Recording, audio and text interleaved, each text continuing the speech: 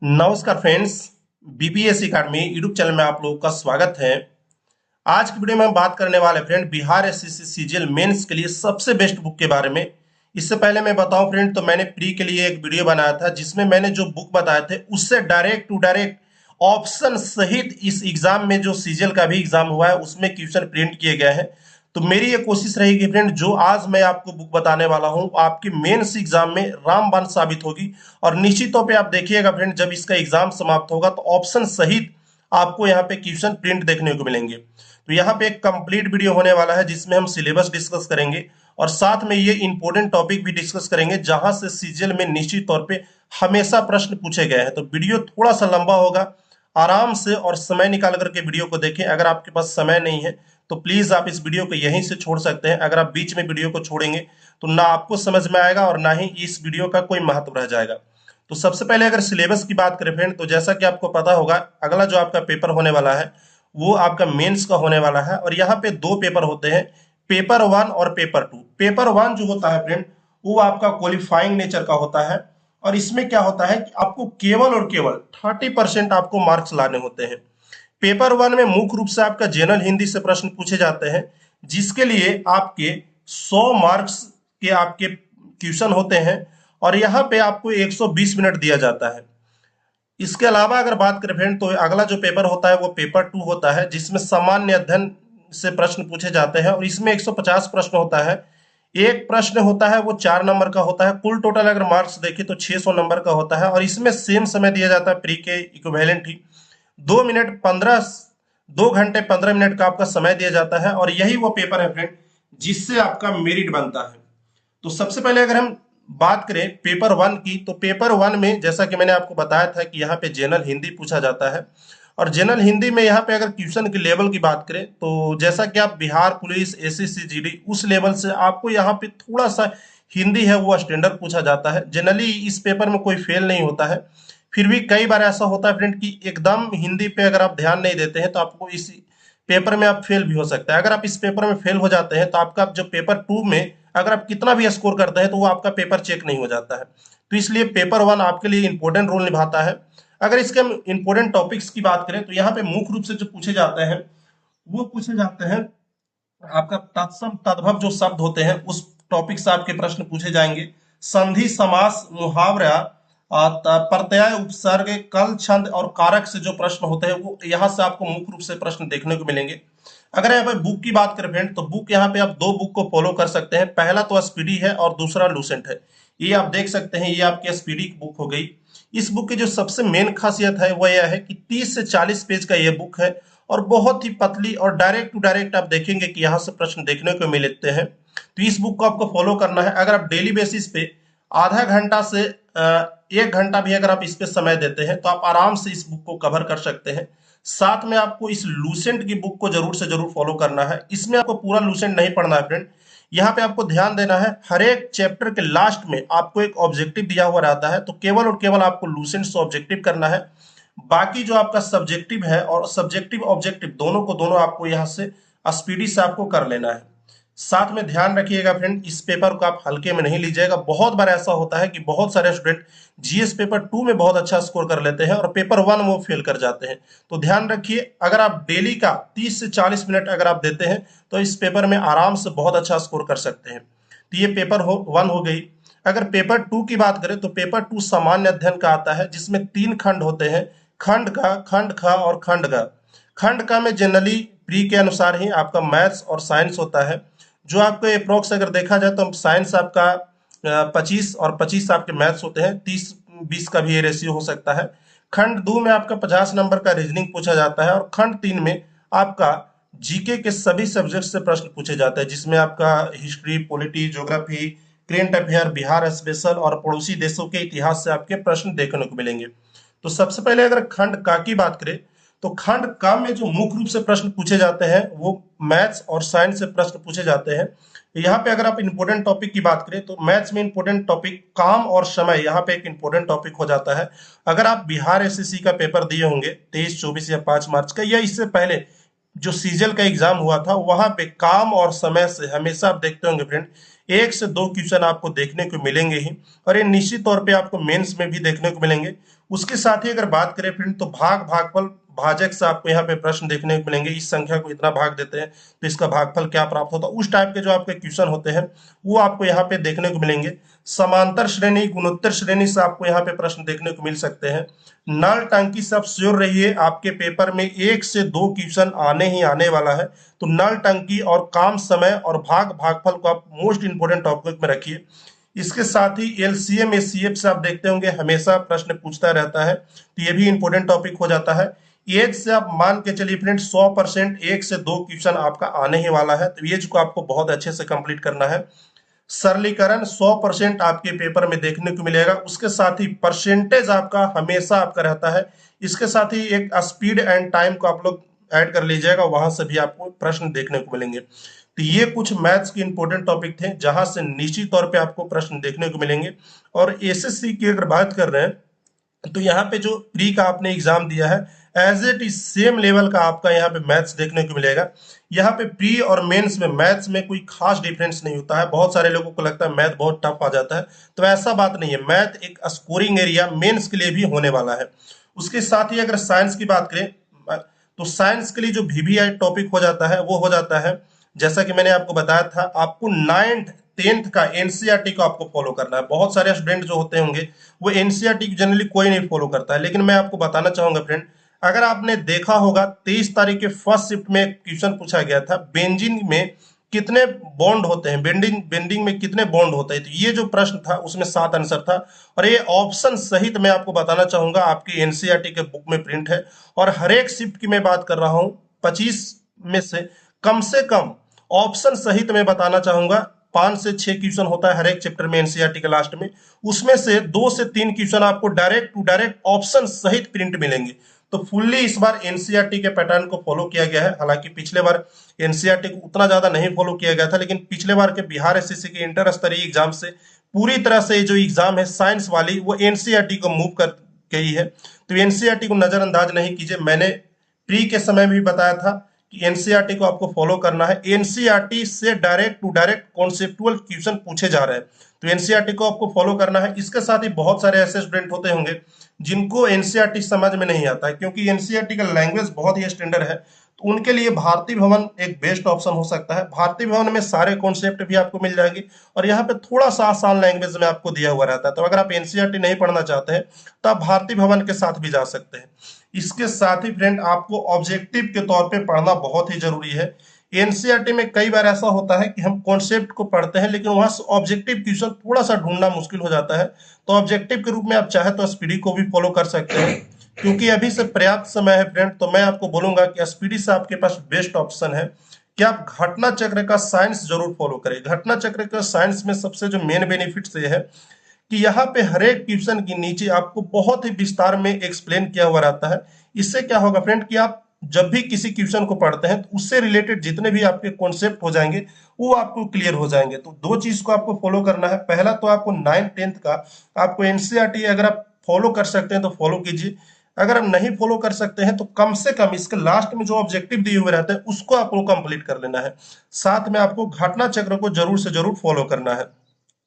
यहाँ पे अगर हम इंपोर्टेंट टॉपिक्स की बात करें तो जैसा कि आपको पता होगा केमिस्ट्री यहाँ पे मुख्य रोल निभाता है। जैसे में आपको कार्बनिक कंपाउंड जो होते हैं उस टाइप से जो आपके होते हैं, इसके साथ ही पीरियोडिक टेबल और इसके साथ ही अगर आप देखना चाहेंगे तो पीरियोडिक टेबल से हमेशा 2 से 3 प्रश्न पूछे जाते हैं। तो ये कुछ इंपोर्टेंट टॉपिक हो गए। इसके साथ ही अगर हम बात करें फ्रेंड खंड 2 की, तो खंड 2 में आपका रीजनिंग आता है और ये आपके पूरी तरह से अगर मैं बात करूं तो ये रिजल्ट बनाने वाला टॉपिक है, मोस्ट इंपोर्टेंट टॉपिक है। अगर आप इसमें गलती करते हैं तो आप निश्चित तौर पे इस एग्जाम में फेल होंगे। अगर आपने इस बार का पेपर दिया होगा तो पेपर जो में मोस्ट रूप से जो निगेटिव हुआ है लोगों का वो रीजनिंग में हुआ है। रीजनिंग जो इसका होता है फ्रेंड बहुत ही आसान होता है और हर एक स्टूडेंट इसमें अटेम्प्ट करके आता है। मेन जो यहाँ पे गलती होती है वो निगेटिव को होती है, तो इसके बारे में भी हम बात करेंगे कि कैसे आपको इसमें निगेटिव को कंट्रोल करना है। अगर यहाँ पे मोस्ट इंपोर्टेंट वीवीआई टॉपिक की अगर बात करें तो यहाँ पे फिगर काउंटिंग, फिगर से आपको निश्चित तौर पे यहाँ पे प्रश्न देखने को मिलते होंगे। जैसे ये बहुत सारे फिगर रहते हैं जिसमें इधर से वो मुड़ा रहता है, उधर से वो मुड़ा रहता है, यानी फिगर का बिहार एसएससी में मुख्य रूप से रोल निभाता है। और यही वो कारण है फ्रेंड जिसके कारण बहुत सारे स्टूडेंट निगेटिव करते हैं। आप कितना भी रीजनिंग को पढ़ लीजिए, किसी भी टीचर से पढ़ लीजिए, कोई भी कॉन्सेप्ट पढ़ लीजिए, फिगर के क्वेश्चन में निगेटिव होना तय है अगर आप प्रैक्टिस नहीं करते हैं तो। फिगर को आपको बिल्कुल भी नजरअंदाज नहीं करना है, और खास करके रीजनिंग को आपको नजरअंदाज नहीं करना है। 50 मार्क्स का यहाँ पे रीजनिंग पूछा जाता है फ्रेंड, और ये वो टॉपिक है जो पूरे आपके पेपर के 1/3 है, और इसमें आप 100% स्कोर कर सकते हैं, नहीं तो आप बहुत ज्यादा निगेटिव भी कर सकते हैं। तो आपको बिल्कुल रीजनिंग पे, प्रैक्टिस पे बहुत ज्यादा ध्यान देना है। तो फिगर यहाँ पे आपका मेन इंपॉर्टेंट रोल निभाता है। उसके साथ ही आप देखते होंगे हर एक शिफ्ट में बिहार एसएससी में सीरीज से जरूर जरूर से प्रश्न रहेगा। 2 से 3 क्वेश्चन आप मान के चलिए कि आपका सीरीज से यहाँ से रहने वाला है।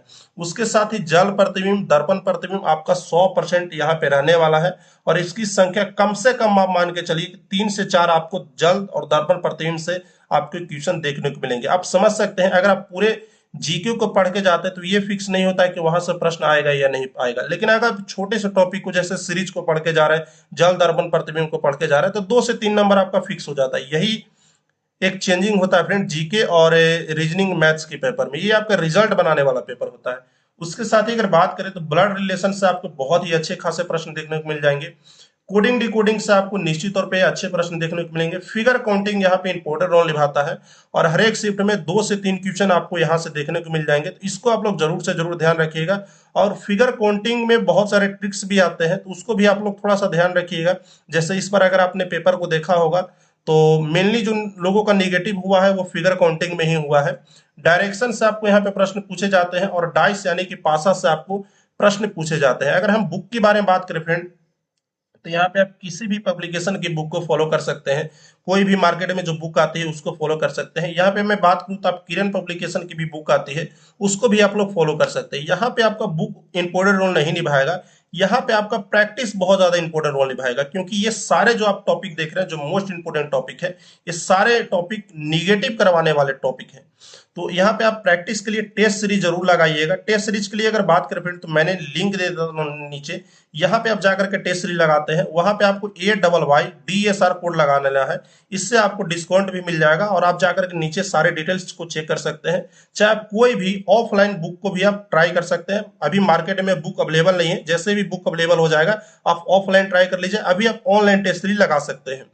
तो अगला जो इंपॉर्टेंट टॉपिक आ जाता है वो आपका खंड 3 में जीके का टॉपिक आ जाता है। यहाँ पे अगर मोस्ट इंपोर्टेंट टॉपिक की बात करें, तो यहाँ पे आपका मोस्ट इंपोर्टेंट टॉपिक में सबसे जो इंपोर्टेंट आ जाता है वो पंचवर्षीय योजना आ जाता है। पंचवर्षीय योजना से आप देख रहे होंगे फ्रेंड, हमेशा बिहार एसएससी में प्रश्न पूछे गए हैं, और आगे भी संभावना है कि इस टॉपिक से आपको प्रश्न देखने को मिलेंगे ही। उसके साथ ही आपको महत्वपूर्ण आंदोलन, जितने भी भारत में आंदोलन हुए हैं उसको ध्यान रखना है। यहाँ से आपको निश्चित तौर पे 1 से 2 प्रश्न देखने को मिलेंगे। युद्ध और संधियां, कौन से युद्ध कब हुआ है और किस संधि द्वारा समाप्त हुआ है, ये बहुत ही छोटा टॉपिक है, और यहाँ से आपको 1 से 2 प्रश्न डायरेक्ट टू डायरेक्ट आपको प्रिंट मिलेंगे आपके शिफ्ट में। तो इसको आप लोग मोस्ट इंपोर्टेंट टॉपिक में रख के चलिए। इसके साथ ही गोलार्ध के जो बेसिक होते हैं, जैसे कैरोलिनियस बर्ल हो जाता है, कौन से दिशा के कारण हवाएं मुड़ जाती, ये सब जो गोलार्ध के बेसिक्स हो जाते हैं उसको आपको ज्योग्राफी में कवर करना है। इसके साथ ही भारत के भूगोल में आपको थोड़ा सा बेसिक्स को ध्यान रखना है। उसके साथ ही संविधान संशोधन जो है उसको आप लोग को ध्यान रखना है। संविधान संशोधन, 42वां संविधान संशोधन, 44वां संविधान संशोधन में क्या हुआ था, इससे आपको डायरेक्ट टू डायरेक्ट प्रश्न देखने को मिल सकते हैं। उसके साथ ही अगर बात करें तो पंचायती राज आपका इस पूरे पेपर का सबसे मोस्ट वीवीआई टॉपिक होने वाला है। अनुच्छेद 243 जो है ये आपका मोस्ट इंपोर्टेंट टॉपिक होने वाला है। इतने इसमें जो अनुच्छेद 243 के का खा में क्या है वो सारी चीजें आपके क्लियर होना चाहिए। पंचायती राज व्यवस्था आपका सबसे इंपोर्टेंट रोल निभाने वाला है इस पेपर में।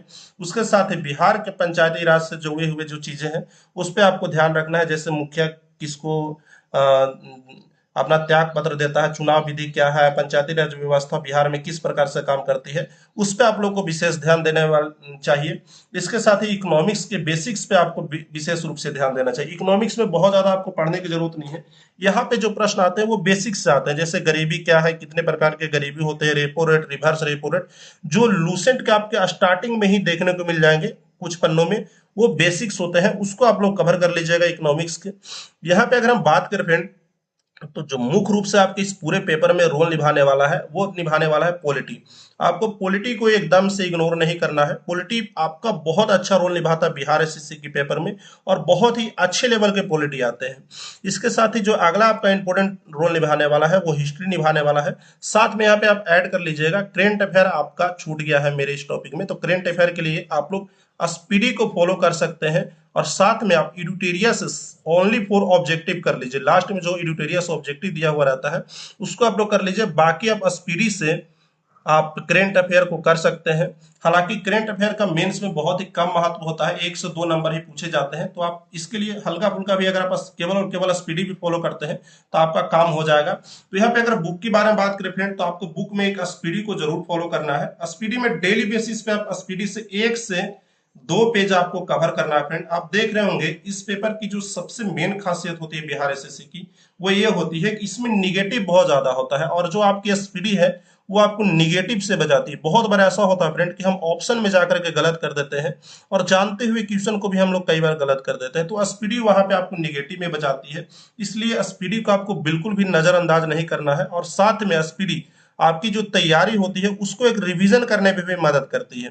तो स्पीडी आपको डेली बेसिस पे 1 से 2 पेज पढ़ना है। उसके साथ ही आप कोई भी सब्जेक्टिव बुक को फॉलो कर सकते हैं, जैसे लूसेंट को फॉलो कर सकते हैं, क्रॉन को फॉलो कर सकते हैं, या एनी अदर बुक आपके पास कोई इसके अलावा बुक आपके पास है तो आप फॉलो कर सकते हैं। यहाँ पे लूसेंट और क्रॉन एक बेस्ट ऑप्शन है, तो दोनों में से किसी को पढ़ सकते हैं, बेस्ट रहेगा। इसके साथ ही लूसेंट का आप लोग ऑब्जेक्टिव जरूर फॉलो कीजिएगा। इसके अलावा क्राउन का भी ऑब्जेक्टिव आता है, दोनों में से आप किसी को फॉलो कर सकते हैं। इसका पढ़ने का मैं तरीका बता दूं, जैसे आज मान लीजिए आपने यहाँ से पढ़ा हड़प्पा सभ्यता, आज लूसेंट से मान लीजिए आपने हड़प्पा सभ्यता को कवर किया, तो इसके डायरेक्ट जा करके आप उसी दिन हड़प्पा सभ्यता के जितने भी ऑब्जेक्टिव होते हैं उसके लूसेंट के ऑब्जेक्टिव से आप कवर कर लेंगे। इससे क्या होगा फ्रेंड कि आपका सब्जेक्टिव और ऑब्जेक्टिव दोनों एक साथ तैयार हो जाएगा, आप उस चीज को कभी भूलेंगे नहीं। तो ये चीज आपको बिल्कुल ध्यान रखना है, जब भी आप लूसेंट के जिस भी टॉपिक को आप कंप्लीट करें उसके ऑब्जेक्टिव को जाकर के तुरंत कंप्लीट कर लेना, इससे वो टॉपिक आपका पूरी तरह से याद हो जाएगा। इसके साथ ही आपको एक बुक फॉलो करना है पॉलिटी का, और मॉडर्न हिस्ट्री का आपको घटना चक्र से जरूर करके जाना है। देखिए फ्रेंड, अगर आप पॉलिटी के क्वेश्चन को देखे होंगे तो बहुत ही अच्छे लेवल के, बहुत स्टैंडर्ड लेवल के क्वेश्चन आते हैं और बहुत ही शानदार क्वेश्चन आते हैं। इसलिए मैं बताना चाहूंगा दो सिर्फ टॉपिक को आप लोग घटना चक्र से कर लीजिए, अभी आपके पास पर्याप्त समय है, पॉलिटी और मॉडर्न हिस्ट्री। इसके साथ ही आपको अगर बात करें तो हिस्ट्री में आपको विशेष रूप से जो ध्यान देना है वो मॉडर्न हिस्ट्री पे, और खास कर अगर एशियंट की बात करें तो एशियंट में जो बिहार से जुड़ी हुई जो चीजें हैं उस पे आपको विशेष रूप से ध्यान देना है। जैसे मौर्य साम्राज्य हुआ, वो प्राचीन भारत के इतिहास में आता है, और बिहार से जुड़ी हुई भी चीज है मौर्य साम्राज्य, उसके साथ बौद्ध धर्म, जैन धर्म, ये सारी जो चीजें वो बिहार से जुड़ी हुई चीज है, ये मुख्य रूप से पूछे जाते हैं एग्जाम में। इसके साथ ही अगर मिडाइवल की बात करें तो दिल्ली सल्तनत यहाँ पे आपका इंपॉर्टेंट रोल निभाता है। और बाकी जो मैंने हिस्ट्री में बताया था जितने भी युद्ध संधियां ये सब हो गई, वो मॉडर्न हिस्ट्री में आपका इंपॉर्टेंट रोल निभाती है। बाकी पॉलिटी में मैंने बताया है कि जितने भी संविधान संशोधन और जितने भी अनुच्छेद हो गए ये सारे पॉलिटी में इंपॉर्टेंट रोल निभाते हैं। तो ये मैंने कुछ बुक बताया फ्रेंड, यहाँ से अगर आप कंप्लीट करके चलते हैं तो निश्चित तौर पे आपका कंप्लीट होगा। इसके साथ बिहार स्पेशल आपका 1 से 2 प्रश्न पूछेगा, तो बिहार स्पेशल के लिए कुछ नहीं करना है, मैंने अपने टेलीग्राम पे कुछ पिक्स डाल दिए हैं, टेलीग्राम का लिंक आपको डिस्क्रिप्शन में मिल जाएगा, वहां पे आप जाकर के एक बार चेकआउट कर लीजिए। वहां से जाकर के 100 से 150 मैंने क्वेश्चन दिए हैं, वहां से आपका आराम से बिहार स्पेशल कवर हो जाएगा। इसके साथ ही मैं बताना चाहूंगा आपको कि करेंट अफेयर आपका 2 से 3 क्वेश्चन ही पूछा जाएगा, और साथ में पड़ोसी देशों के इतिहास पे आपको थोड़ा सा ध्यान देना है। उसके लिए भी मैं आपको पिक्स डाल दूंगा टेलीग्राम पे, वहां से भी आप जाकर के कवर कर सकते हैं। और थोड़ी थोड़ी जो भाषा से रिलेटेड जो चीजें होती है उस पे आप लोग विशेष ध्यान दीजिएगा, 1-2 क्वेश्चन आपको वहां से देखने को मिल सकते हैं। तो जो भी मैंने बताया है आप उसको फॉलो कीजिए, जो इंपॉर्टेंट टॉपिक्स है उसको एक बार लिख सकते हैं, और इस पे आपको विशेष ध्यान देना है। यहाँ से आपको निश्चित तौर पे प्रश्न देखने को मिल सकते हैं। तो वीडियो आपको कैसा लगा आप हमें जरूर बताइएगा। बाकी इस वीडियो बनाने में बहुत ही मेहनत लगा है फ्रेंड, और बहुत समय देकर के इस वीडियो को बनाया हूं। तो अगर आपको पसंद आया है तो एक लाइक और चैनल को सब्सक्राइब कर लीजिए, इसी प्रकार की वीडियो के लिए आगे भी इसी प्रकार का अपडेट दिया जाएगा। और जो मैंने टॉपिक बताया है याद कीजिएगा, जब आपका पेपर हो जाएगा डायरेक्ट टू डायरेक्ट आपको यहाँ से क्वेश्चन देखने को मिलेंगे। तो बस आज के लिए इतना ही, मिलते हैं किसी और वीडियो में, चैनल को सब्सक्राइब कर लीजिए। टेक केयर, धन्यवाद, बेस्ट ऑफ लक।